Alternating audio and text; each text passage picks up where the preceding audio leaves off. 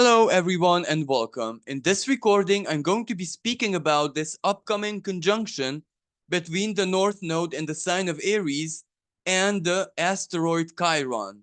Also, this recording is specially dedicated to Michelle because, in an unwilling, maybe indirect way, she inspired me to share my interpretation about this kind of important aspect, and perhaps what I'm going to share with you, you're not gonna find in typical astrology because there is so much depth to this, a depth which, in a way, is hidden. You really, really need to deep dive deep into the philosophy and also the divine mind in order to see the big picture of what exactly this is doing. Now, first of all, I may not be able to give an exact date because this conjunction, even though it's not perfect, we still feel it. It is already becoming active, but it is going to be much more active at the very end of this week. So around 11th, 12th of February, then it's going to get more and more intense as we navigate into February. And the reason I'm not going to give an exact date is because it really depends on which node you're using. You might be using the true node or the mean node. So let us just say that this conjunction is going to be active all of February until, the first week, beginning of March, but even after, but not in this intensity. So this conjunction takes place at approximately 16 degrees of the sign of Aries. And I find this really, really important because, Aries is the sign of the first breath. And putting into context that also also Pluto entered into the sign of Aquarius, and now Mercury and follow is going to be followed by Mars, etc., etc. This, without a shadow of a doubt, represents that new healing techniques, new ways of healing in any way, shape, and form you can even envisage these. That's the moment that they're gonna appear, that they're gonna be launched, so to speak. And this is where a lot of healers are gonna really dive into their greatest authenticity and dish out the best and the best of their own unique methods or whatever the divine is gonna be inspiring them to do. Now, Chiron, of course, is associated with the wound, but also healing. Because in mythology, Chiron was a centaur, but a centaur unlike the other centaurs, who were usually the children of Ixion, a rebellious king who defied Zeus in certain ways, but I'm not gonna get into this. Uh, Chiron was very, very different, and he even had a different image where much more of him was human than horse. And Chiron was a divine being more than mortal, and he specialized in arts, philosophy, spirituality, but mostly healing. He had a very powerful knowledge and deep knowledge of different kinds of healing, let's say. So this is why Chiron is very much associated with both the wound and the healing. So we can immediately understand the symbolism why everyone basically associates this with a new form of healing, new revolutionary healing, and also healing an opportunity. Aries, very, very opportunity based to heal our wounds. But of course, our wounds depends very much on where natally Chiron is placed in our chart. But this recording is not about that. This recording is for us to understand what this Chiron in the sign of Aries specifically conjunct the North Node our collective path forward. And especially in Aries, the head. The North Node is also the head. According to occultist Agrippa, the head of the dragon, where we set our course, our direction, where we determine which path we need to follow. So in this sense, it is very, very important and highlighted. But Chiron, as I said, also represents the wound, the power of the wound. And we can see this play out on the world stage in such a very clear way, where there is a lot of wounding. But that wounding, the energy of the wounding, and I don't want to get into details because you know why, but it really brought to the surface the most honest and authentic feelings of every side involved, regardless of where you are in the world. This plays out not just in the, how should I say, between the big power players in the world. This also plays out in our local communities. We just need to open our eyes and see how the wounding, but also the healing, which brings out our deepest truths and most authentic feelings to the surface that need to be healed. And again, this is a head-based energy, so very, very impulsive and eruptive.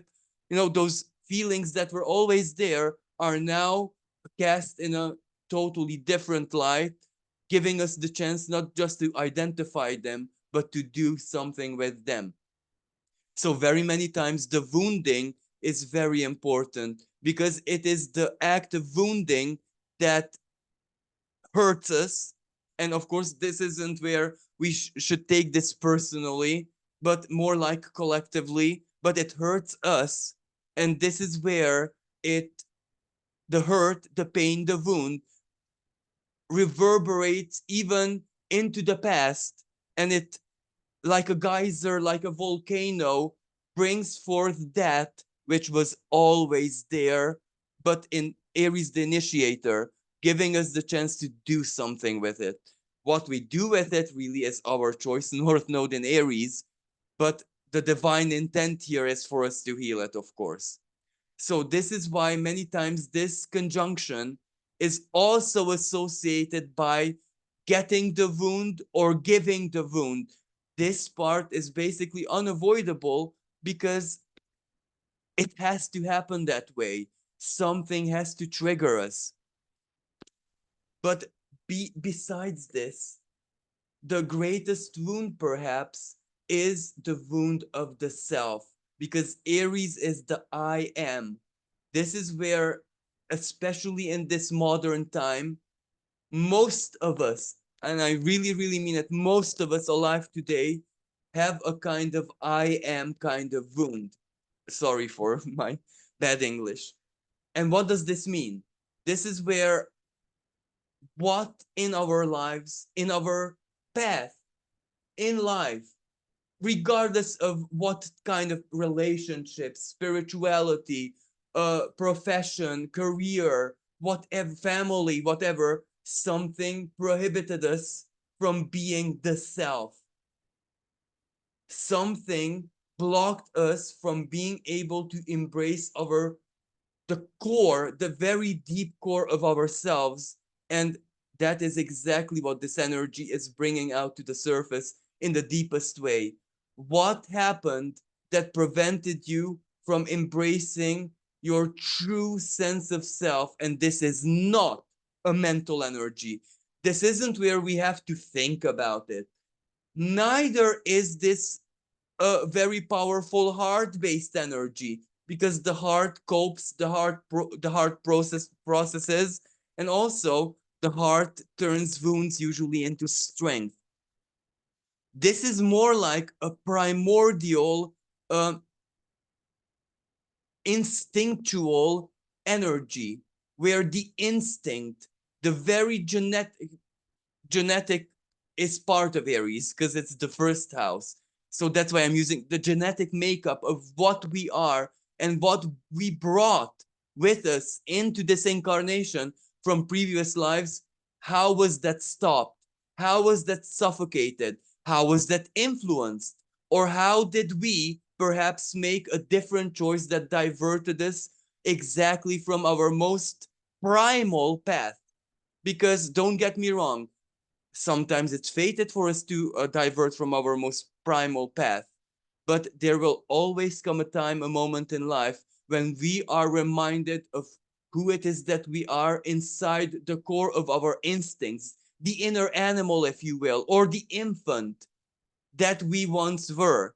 So, besides anything, this conjunction also brings out infant wounds, certain wounds that we might have received in infancy and baby stages. I would go even as far as when we were inside our mother still, especially pregnant women who receive like one type of or another trauma. And this is where it can be physical, but mostly I'm not referring to that.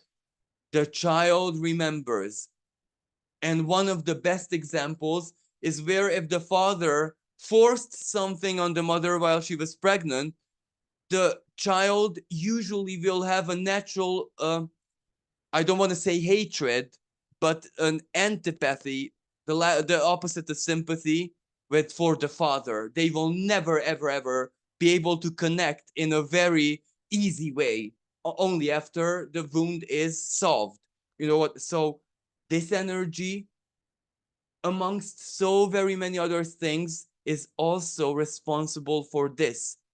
Where is it that we could not at one point in our lives embrace this true and authentic instinctual sense of self?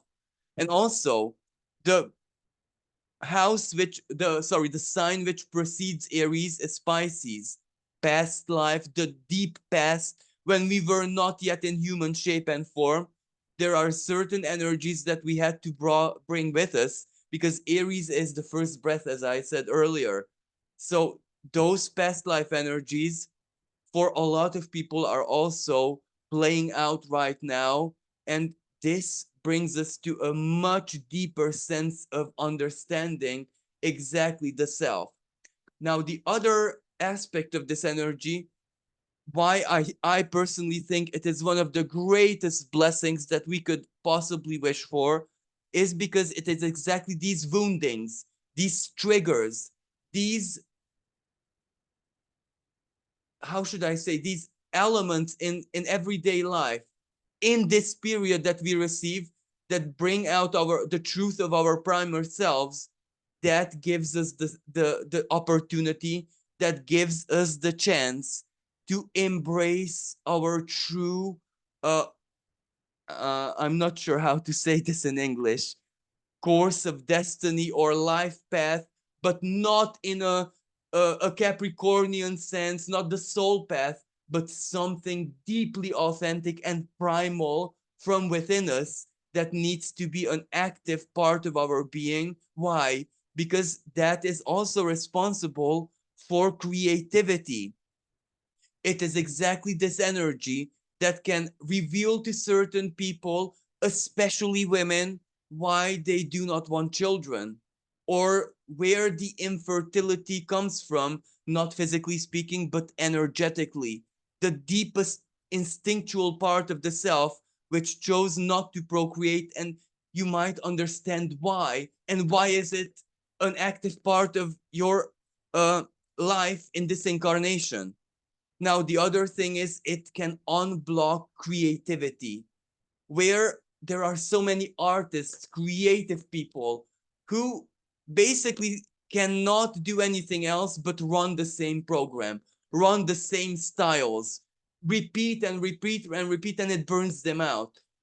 Many times it is not the fifth house which is blocked, but actually the Chiron in the sign of Aries, where the primal self cannot tune into something new because it doesn't feel itself, if that is even a possibility. If you can understand what I'm saying, but don't understand this in a very from a very down to earth perspective, but rather from a more philosophical and deeply psychological perspective, where the unconscious is blocked from being authentic. Like, let me just give you an example. How many people are there, and this is mostly regarding men who who are sexual beings, who are designed to have that part of their lives. When they were little, they were exposed to heavy religious dogmatism, and it blocked them, and it and not that they could not express their sexuality. When I say sexuality, it's not your orientation, the sexual part of your being. Not every person has that in a very strong way or a very Aries type of way, but some do. And for them, it has to be a part of their lives, one way or another. For example, sexual healers, like the Don Juan archetype. If you cut this off, they're just living zombies. So it is exactly those type of healing that can occur at this moment, but it is not easy. It is in a way painful. It is in a way tearful, because you are confronted with your most authentic part of the self, and you need to embrace it. But embracing it might not be easy, exactly because all the blockages. Some are spiritual, philosophical, religious. Others have something to do with a trauma, something that could not prevent you to go forward with an impulse, with an instinct, which was very, very important in your life. So, long story short, this conjunction sets you back to your correct destiny line. So, I find this infinitely um, important. And not so long ago, Mars squared this. 2 weeks ago or something like that. Mars squared Chiron in the North Node. So that was a massive activation of this energy. And that energy caused a certain kind of frustration, which led a lot of people, especially creative archetypes or archetypes who have this kind of wounding. For example, the warriors who cannot be warriors because they were drowned in compassion. But you know what they say, the road to hell is paved with good intention. So these kind of karmic lessons are really, really playing out in our lives right now. So I'm doing this recording exactly for us to be able to identify it and not fear the wound, not fear the wounding, and not fear when life and basically the universe asks us to be the wound giver for another person, because that wound that we give might actually be their saving grace. But do not by any means misunderstand it that we have to be aggressive or whatever. I'm speaking about something totally different. Let me give you an example. You are in a marriage which is stagnant so very much, and you realize that this person, your husband, wife, whatever, is actually just a soul brother, sister, or something, or a soul child, but there is no like proper partnership there, like a husband wife or wife or whatever type of, there the romantic and sexual part is simply not there anymore. But the partner who realizes this first, of course, is in fear, is in shock, it has their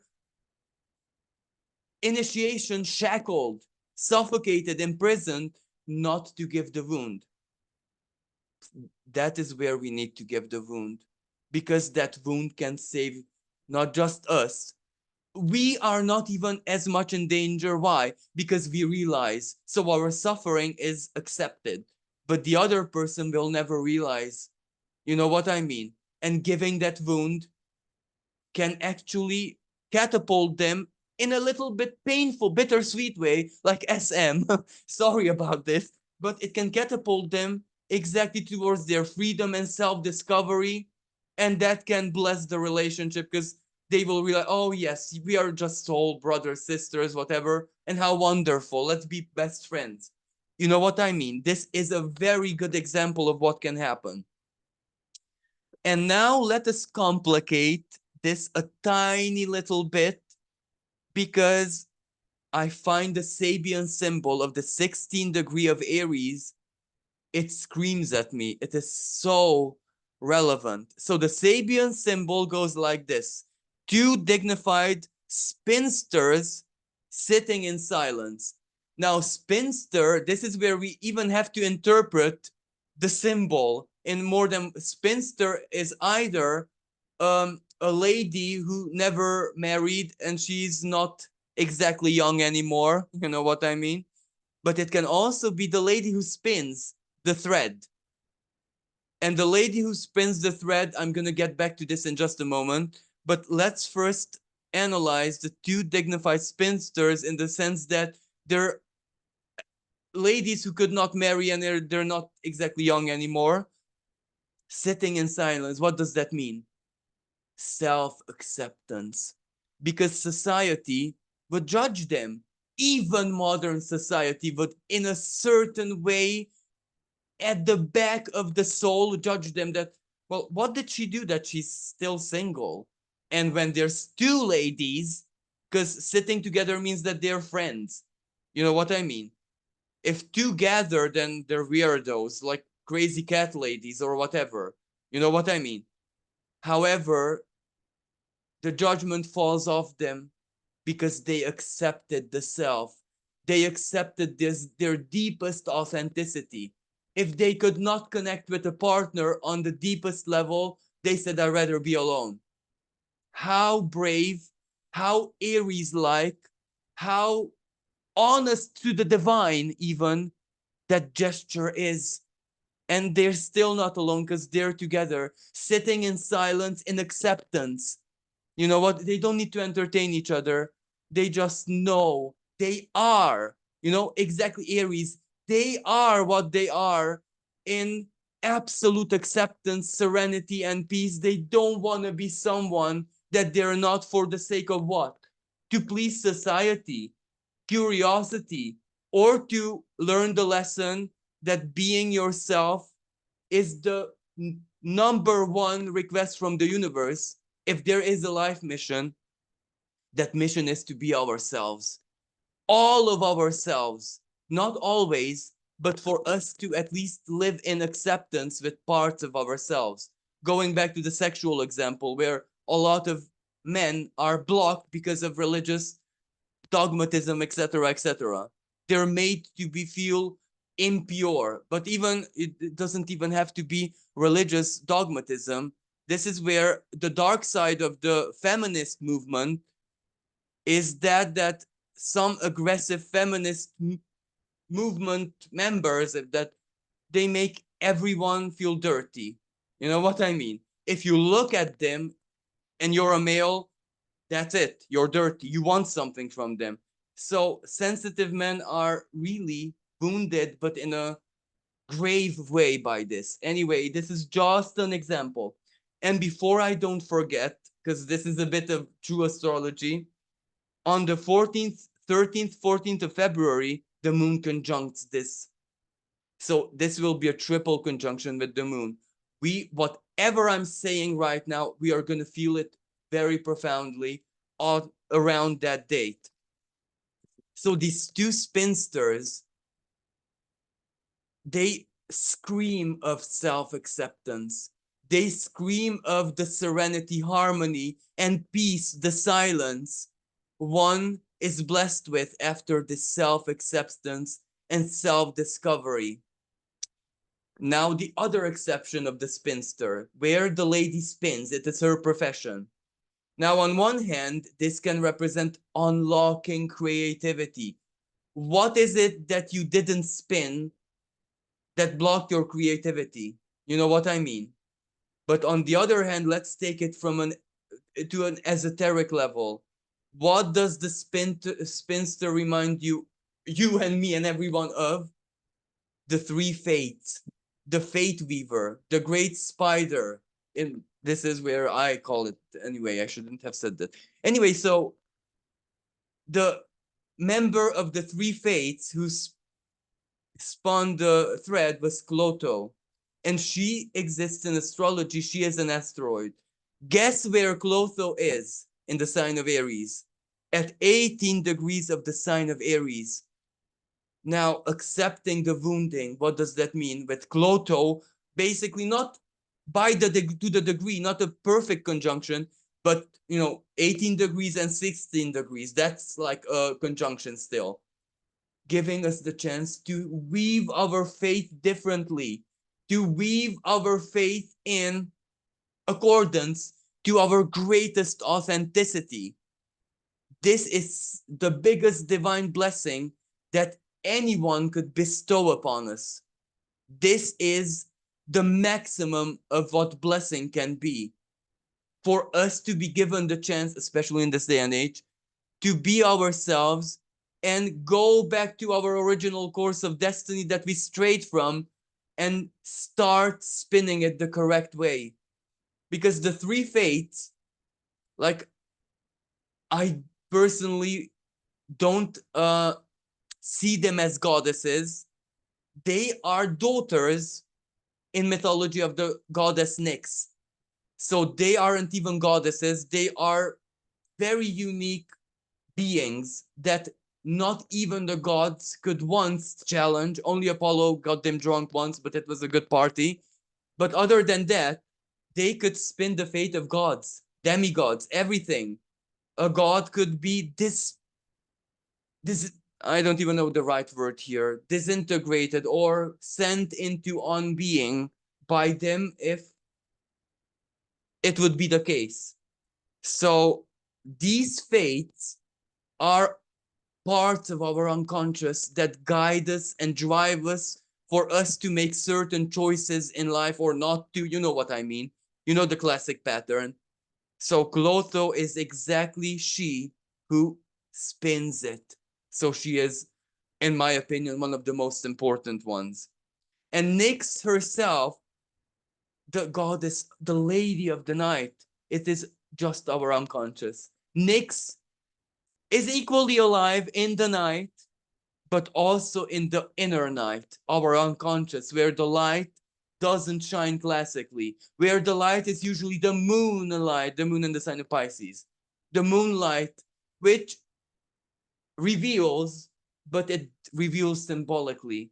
Because in the moonlight, we can only guess the shape and form and what's there. We cannot identify it as clearly as in the daylight. You know what I mean?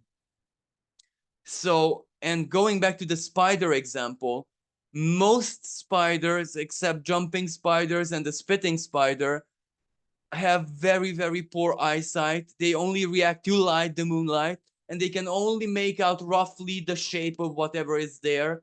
So the spider, that's how it weaves, the master weaver.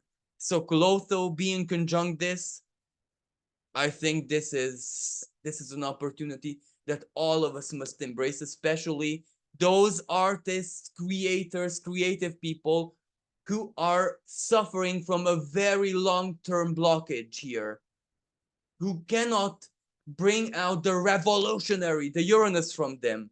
It is so good for those type of people. Now, the other thing that I would like to mention here is that Chiron had a wife, and her wife, of course, is also existent in astrology. She is an asteroid, but one of the most unique not planetoid, asteroids in the solar system, because she has a ring. Can you imagine? She has a ring around her, like Saturn, like Jupiter, like Uranus. So I find that so amazing. Why? What does the ring mean? Completion, wholeness.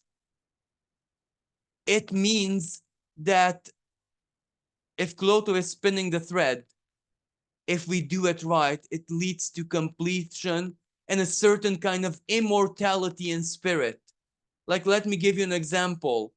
A creator like Michelangelo, let's say, his creations are in a way immortal because everyone, especially in the world of arts and other domains, gives tributes to his being for the initiations that he done, the revolutionary work, and of course the deep beauty that he wove into existence. This is just a Michelangelo with any big artist, you know what I mean? With any Daybreaker, or how you say that. So you can imagine how powerful Chariklo, even in physical reality, is. But Chariklo was, again, going back to the myth, Chiron's wife, she was a nymph, and she was also a healer, but a feminine healer who didn't have to resort to Chiron's masterful, meticulous healing researches based on his own research, of course. All she had to do is be present.